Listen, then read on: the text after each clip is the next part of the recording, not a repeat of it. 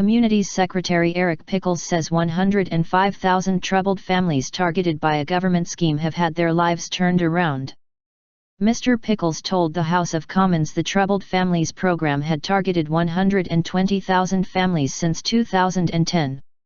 He said an extra £200 million would be provided to extend the scheme to 400,000 more families between 2015 to 20.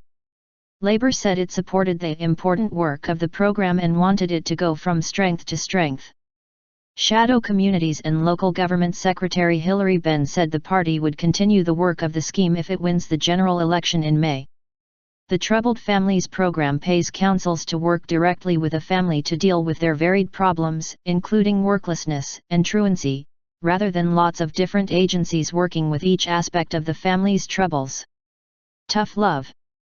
The aims were to cut antisocial behavior, ensure truanting children were back in school and getting parents back into jobs, Mr. Pickles said. Updating MPs on the work of the program, he said, "Today, with great pride, I can announce to the House that 90% of the families we've promised to help have achieved these outcomes. More than 105,000 have had their lives turned around and there is still 3 months of the program left to run." He said the scheme had made a real difference to people's lives, and worked for taxpayers as well as the families involved. It's tough love and practical help from people who take a no-nonsense, persistent approach, for people who won't go away, give up, who won't be put off by missed answers or unanswered doors, he told MPs. More caring. Mr. Pickles praised frontline workers for their tireless efforts and congratulated the families who grasped the opportunity to end a dysfunctional and negative way of life and offer their children a better future. He said the program showed what could be achieved with cooperation between central and local government, and their partner public services.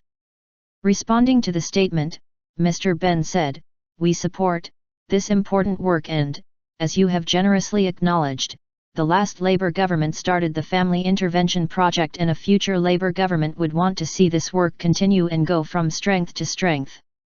He noted that Labour and some local authorities had pushed for the scheme's remit to be broadened, and welcomed the fact that the government made the necessary changes.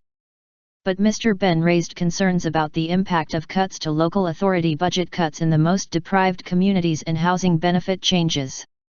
Mr. Pickles told him that before the Troubled Families program was set up we were throwing money at this problem and it was achieving precisely nothing. He said of the scheme, "It so happens it is cheaper but it's actually better. It's more caring, we're not throwing people away. We're not condemning them to a life on benefits.